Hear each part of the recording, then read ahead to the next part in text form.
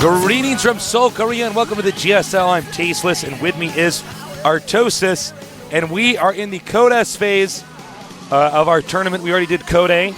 Had a very interesting turn versus Terran, a very clumsy Zerg versus Protoss. But I think our Code S games are going to be even more interesting. Code S set up in a group, set up in groups, excuse me. So we have these guys duke it out. Only two move on. The other two go to the up-down matches to see if they're going to stay in Code S or if they're going to go down to Code A. That's right. I'm pretty excited about today's group, actually. Yeah, me too. Because we have three people that absolutely love to cheese. They're all about the all-ins. And then we have, like, the most rock-solid macro Protoss in StarCraft 2, Sagisu, Sokisu, SSKS, Tester, Trickster. I don't know exactly what we should call him, because let me explain this to you. Please. His name is Sokisu. His old ID is Tester. We can't call him Tester. He doesn't want to be called that anymore. He used to be called SSKS. Sokisu, his initials, SKS. But now his name's Sokisu. He has a play on words with his name, because his name sounds like this, Sagisu. And Sagi means cheat. Sagisu altogether is someone who cheats, or a trickster. What do we call this guy? Sagisu? Sokisu? I don't know, man. This guy needs to stop changing his ID because his notoriety is getting impacted by it. What do you want to call him? I think we'll find out in the midst of battle.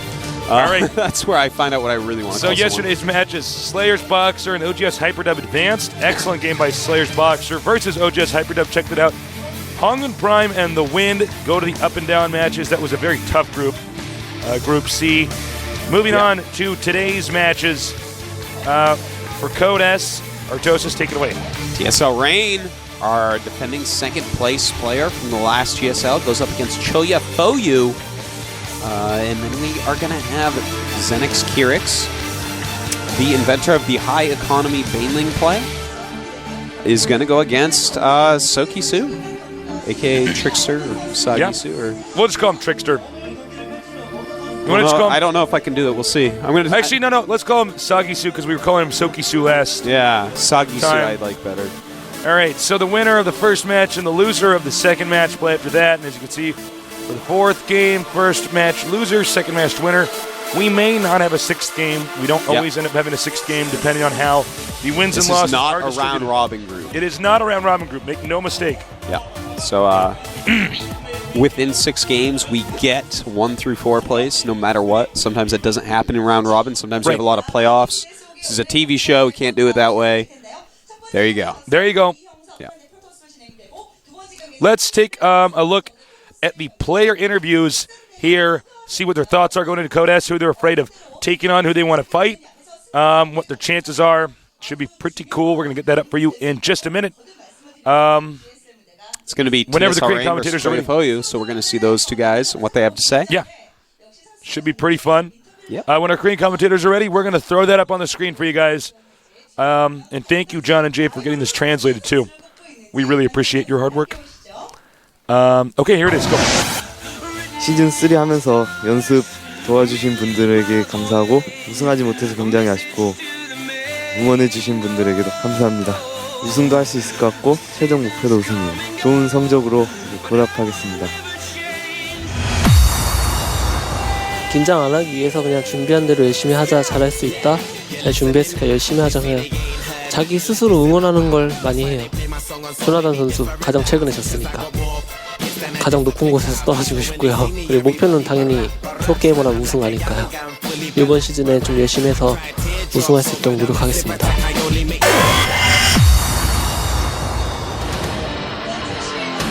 So you see it right there. Choya Foyu wants to take on Liquid Jinro. Yeah.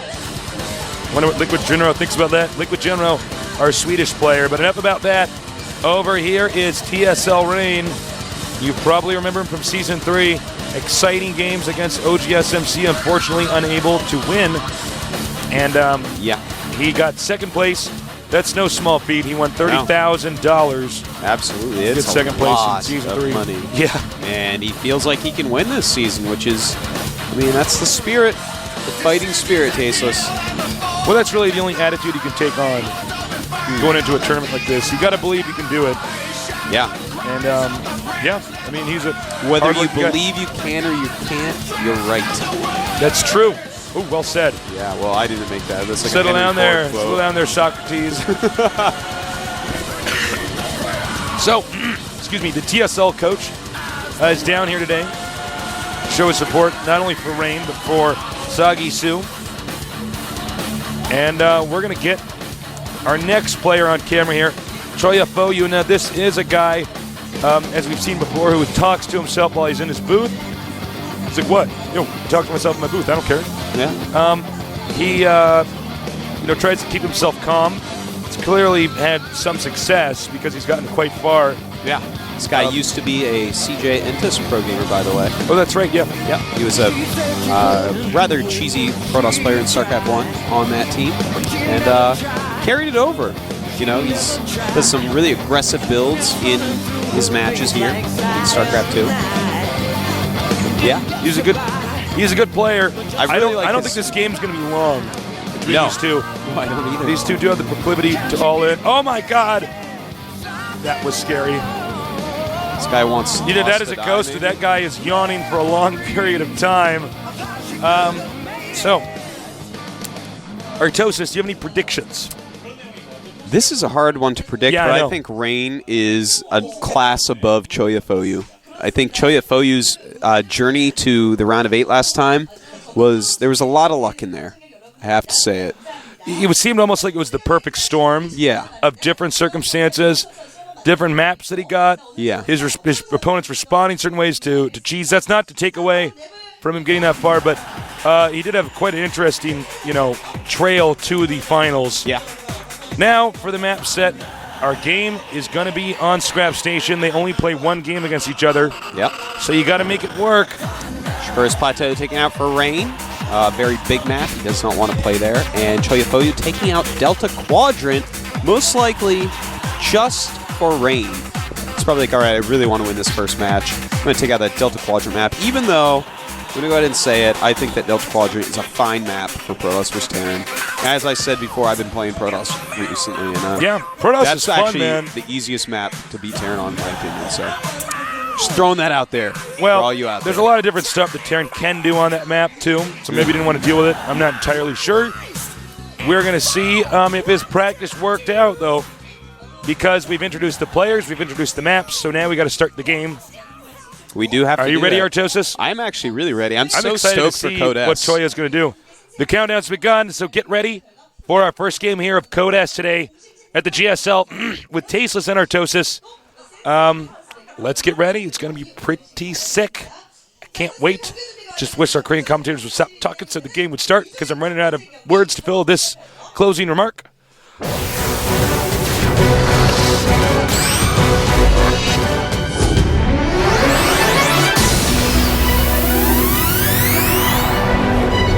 It has begun in the red. We have our Terran player making it to the finals of Season 3, also a weather condition. TSLA.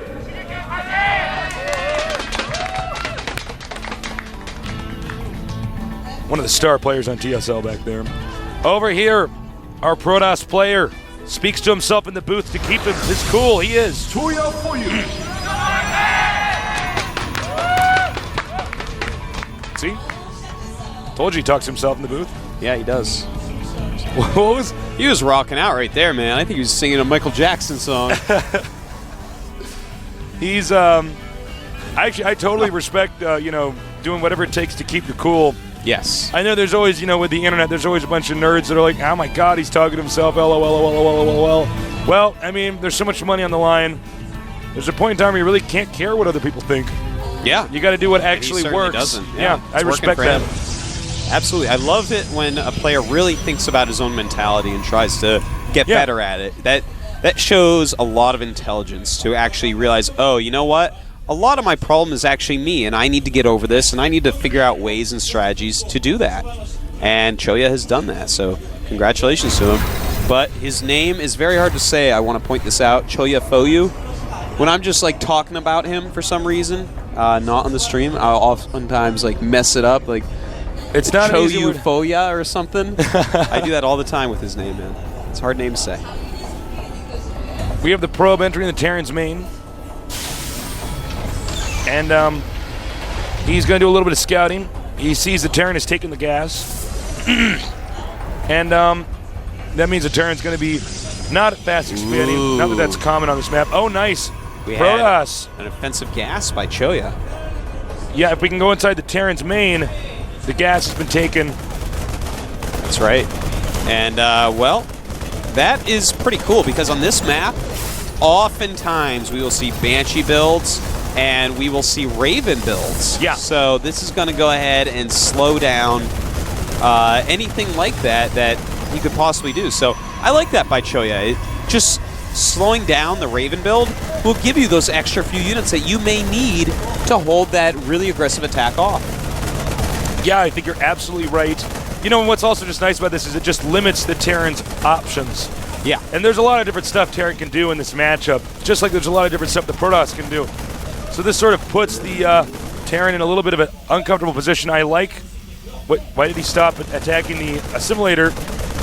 Not sure, but factory is going up behind it. The simulator cannot see that factory. Don't worry yet. Yeah. Cannot see it.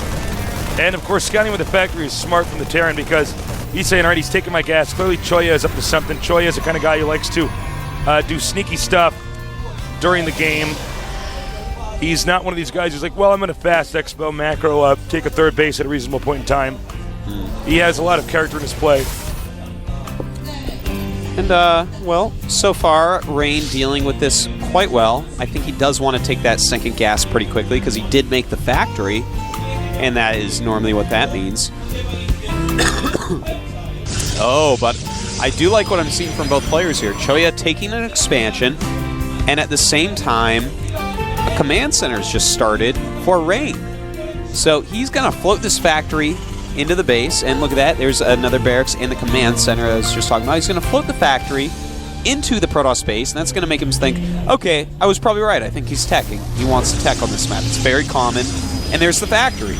But the fact that you float the factory in and make him think that, well, you're actually making a command center. So he's going to prepare for tech, and preparing for tech when someone expands is the wrong thing to do. So just a nice little move by TSL Rain. Looks like he might actually sack the factory here just to gain intel. He may make it out, though, because those sentries, man, they just tickle factories. Yeah, that's actually quite true. It's not exactly like sentries do a lot of damage. No, Choya should actually micro those stalkers and sentries right underneath that so that they can get a little bit more DPS. Yeah. Looks like it will get in the red here. Yeah. And it does. Should be dying later on then. Marauders now moving out. Nexus is complete. But the Marauders move back. And I like this player from Choya. He's actually, we said he was kind of an aggressive, at times even cheesy player. He's not doing that in this case. No, it's beautiful to see someone play against what they're known for. And actually, start to play the game in some other ways. Which it looks like he is doing. Getting that expansion up, getting 5 warp gates and robotics. And he's going to feel really good about his choices because he's macroing up. And that's what you want to do. Note that our Terran player looks like he's going to be pretty focused on barracks, getting a lot of infantry. I don't know if that's the best way to play this matchup on this map because the map is got a lot of narrow hallways and narrow corridors, and it's going to make force fields a lot better. Yeah, force fields are going to be good. You can really utilize the Colossus. This is Thermal Lance. Psionic Storm is good because you can't branch them out. On a map like Lost Temple, for instance, where the center of the map is quite open, mass infantry is a lot better. Yeah. But we'll see. Rain has managed to get to the finals in the previous season. I will gladly eat my words if he manages to make this style work on this map. Yeah, definitely. Now, the Observer has seen a lot. In fact, he's made 2 Observers, so props to Choya Foyu for making 2 Observers. You always want to make that second Observer against Terran. There's just so much to scout, and Observers are pretty slow, so It's just really good to have a couple of them out there. Looks like a drop is going to be on the move. And we got a pylon over here to spot. Protoss may start, well, actually, I should just say may stop making probes pretty soon here for the time being and mass up and start making probes again when he expands. This drop might be intercepted. Medevac is moving over here. My. If he loses this, it's going to be bad. Oh, and very quick, Rain turns around, instantly losing just one Marine. And that's quite nice play there by Rain. Nice job by Rain. Just going to go ahead and utilize whatever position he can get in, takes out the pylon and retreats. Very nice. Not overcommitting or anything. And you can see, Choya, after seeing that situation occur, he's like, well, I should probably take down these rocks so I don't get put out of position like that again. Here comes another medevac drop towards the main. A lot of stuff there. Will he save it this time? I think he's gonna get away. Indeed he is. Another drop going up, but well, Choya is everywhere, stopping these drops, no problem. Easy peasy, lemon squeezy. I don't know if when you're both on 2 base, if really trying to drop the Protoss when he's You're on 2 base is really that completely right. good. Yeah. There's no need to do that unless you see the Protoss basically out and away from his base. It's pretty clear that even if you do manage to get inside of his base, you're not going to do a ton of damage. You're putting your medevac at risk. Oh, by the way, Ghost Academy. Yeah. Very nice. You're 100% completely right, though, Tasteless. Really no reason to drop because his units are going to be there. If they aren't, he's just bad anyways, and you're going to win, so don't worry. Yeah. But yeah, we have Thermalance going right now and pumping out some Colossus. So it looks like he's going to go for the 2-base Colossus. Now, Rain is going for Ghosts, so... The Observer's going to spot this drop, by the way. Yep. But the Ghosts aren't going to be that useful against Colossus, so I'm surprised he's actually going Ghosts right now. Definitely more useful to get Vikings. All right, he scans, he sees it. I can't believe, knowing that there's a Robo Bay, he's not checking to see if there's an Observer over his infantry.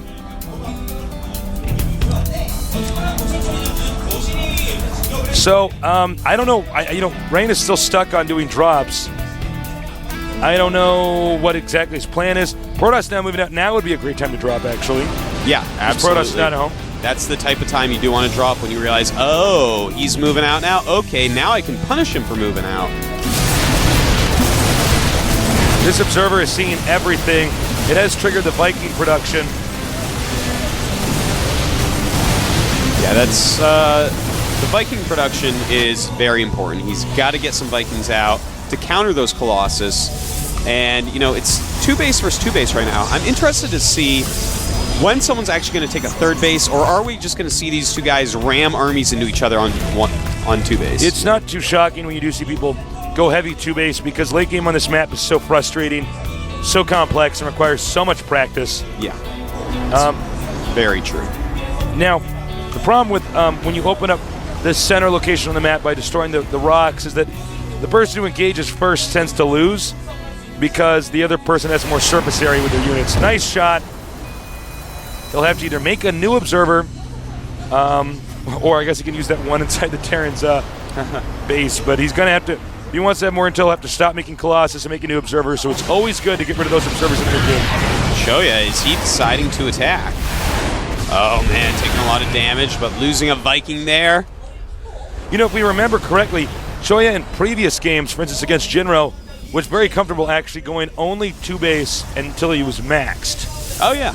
Yeah, he's... So we might see that again. Choya, as we've said a couple times, he does like to cheese, man. He does like to just stay on a couple bases, make a ton of units, and try to win. It's a very dangerous thing to do at times, but I like this Kadarin Amulet being upgraded right now for Choya. Getting Blink as well. This is interesting. He's actually getting Kadarin Amulet before Psystorm. Yeah, that's a little interesting. Yeah. I'm not sure about the reasoning behind that. Yeah, that's a hard one to figure out. He might want to make a few Templars, then have that amulet out there so we can actually, I don't know, they can bank up on energy, I guess. I have no idea. Must be it. Thinks, okay, I don't need Templars quite yet, but I'm going to get ready for when I do. So it looks like Choya wants to actually max out on 2 bases and switch tech. So that's kind of a funny choice. But it's could work very well because Rain is taking a very slow third base, and Rain actually looking like he may want to attack through. Now, one thing that Choya's done right, and Rain has definitely done wrong, is he's allowed him to be scouted the entire time. Choya's now finally gets rid of that observer. That observer has been watching everything. I know that's been irking you, Tasteless. It's been bothering me, man. Rain keeps trying to do these surprise attacks. There's this observer watching the entire time. The observer promptly coming over there, though. Now, we do have a nice little drop coming. Let's see where he wants to go with this. He's going to go by the Automaton 2000. Loneliest neutral unit on the map. Nobody's interested in him. Except for me. Yeah, I know. Yeah, you're interested in him. You're a good guy, Tasteless. I'm a good guy. Gotta Now, keep company. Psystorm is being researched right now. It's almost done. Those High Templars have a lot of energy. And I have to say, this is going to be a hard battle for Rain to actually win if he goes. You know, he's a lot of infantry, a lot of Vikings, but there are quite a few High Templars out there, as well as a Colossus. So he's going to be extremely cost-effective. He's running down here towards the probes. Nope, towards the Templar Archives. Probably should have gone for that before getting the pylon. Meanwhile, Terran's going to gear up here for an attack. I don't know if it would be wise for him to move into that. Sniping out. Sniping out. The Templar, you might have wanted to EMP. Yeah, all of maybe. them. They were all clumped together. Right now, it's looking like Choya is going to be able to destroy the army of Rain just so disgustingly. As long as he keeps his High Templars unclumped so they don't all get EMP'd at once, he has 5 of them along with 4 Colossus, and that's just going to shred a Terran infantry army so quickly. I think he's going to go for an EMP here or a snipe. Nice EMP. Nice. Hits a lot of the... Gets all the sentries. Yeah. Oh, Rain's taking him on. This Colossus is going to go down stiff. Oh, EMPs. Some of the High Templars are still some with Storms, though. And the Colossus way out of position. Finally, a Storm does go down. And Choya just walking forward. Those Vikings killing a lot of Colossus on the side. Blinking ahead to try to catch him. And Rain somehow doing a good job in this battle. Not Rain a lot of is Psystorms going to actually getting lose. off. I think he's only got the Vikings left. Excuse me, I didn't see the Marauders under the smoke. But actually, yeah, I guess in the end, it looks like it's going to be a fairly even trade here. Yeah. You know, that's actually quite amazing that Rain won that battle. Really, that battle should have gone in the favor of Choya. He had some High Templars that did not get hit by Psystorm. He also had a whole bunch of Colossus, but he kind of just attacked his army in. The Colossus were way behind. Yeah. And then they came in at the side that the Vikings were on. So really bad battle management, basically, by Choya. Should have been a little bit more careful with where his units were. And Rain punishes him for it. Okay. So, wow. Here comes a drop towards the main. I don't know if Choya is going to be prepared. He might have all of his army at his expansion if he can get the Robo Bay here. Oh, that's a big kill if he gets it. Plus, is about to pump out. Denied. Wow, right before Oh it my finishes. God. Gets a pylon. Unpowered warp unpowered gates. gates. This is amazing, actually. A great drop by Rain. He's going to unpower 4 gates. Can he do it anymore? He's going to... Nice. Very nice. Get the robotics bay. Oh, God. That's going to slow down any production of Colossus so much. And those Zealots, they do not have charge yet. Charge is on the way, though. At this point in time, if I were Choya, I would actually not even get a robotics bay. I get a robo to make observers, but that's it. Yeah. No, I agree Then with you completely. you don't even want to go for Colossus now. Terran might stick with Vikings. You're never going to catch up and get ahead. Just stick with Speed Zealots. And High Templars. And High Templars, yeah. High Templars actually do deal with infantry better than do Colossus. And now we have another drop over here. Meanwhile, at the bottom of the map, at the gold expansion, this is actually all a decoy. At the gold expansion, it's been denied now. Yep, made him cancel that Nexus. By the way, the upgrades so far pretty good. Rain is going on 2-2. Isn't there quite yet. And almost +3 attack for Choya. fact, his +3 attack has finished, and he's started his armor. Choya's gonna have to be careful. The one thing that'll finish him off is a good EMP. Yeah, he's got to be very careful about those EMPs. That is Yep. for sure. Oh, Rain should not engage this. Zealots. Mind chasing him down with those stalkers, and in come the Zealots. But he decides to turn around. Nice job. He has a little back and forth oh, here. Man. He's got to be careful though. One good storm and it's goodbye. He's just keeping right outside range of the Templars. Choya's got to slow down a little bit, get those storms off. It's just so important. And it feedbacks the Ghost. Very good move. Nice. Very nice, actually, by. Yeah. That was a tough one to do because it was in between the smoke. Rain, though, is actually playing really greatly right now. He's at 150 supply opposed to 122 for Choya. And, you know, his unit compositions have been, I want to say, a little bit worse than Choya's, but here he is. He keeps winning battles. He keeps microing very well, doing some good drops. And look at this, moving through a nice position, trying to mix it up where he's attacking. Nice surface area here. However, it does look like... Oh, EMP. EMP all over the High Templars before they storm. Two more coming up, though. Misses one storm. The other one does minimal damage. That's it. That's game. He just did it. Yeah. He just broke him. That is absolutely it, Tasis. You are right. He just broke the back of Choya. And just so many good EMPs. Choya just stood no chance. Did not get his storms off. Totally outclassed here. Yes, completely. You know what's interesting, though, about this is Choya, for the most part, played pretty standard. Unlike what we saw in Season 3. Yeah. He didn't do a 2-base all-in. He did an ordinary game, GG. And apparently that's not easy for him to do because Rain took him out. Quite true. Rain really showing a lot of skill. That was a very straight-up game. Didn't pull any all-in shenanigans. Dealt with everything very well. Good micro, good macro, good timings on everything. I like Tasteless. I like the new Rain. Likey. Yeah. He's good. Me like Rain. Me like dancing rain. And Me not coladas. like sunshine. We're going to have our next matchup coming up here soon. It is going to be, this is my wrong sheet, this is going to be Xenix, Kyrix against, what are we calling him? Sagisu. Let's call him Sagisu. I want to talk to Gom and make a rule that they stop changing their IDs. I think there needs to be a rule. I think people should actually insist on this rule. That if you pick a nickname, you should be forced to stick with it. Yeah. It's actually maybe one change. It's total. actually maybe one change, maybe one do-over. Okay. I think that you give yourself a name like Tester. That's actually not a good idea. You give yourself a name like Hope Torture. Okay, that's not a good idea.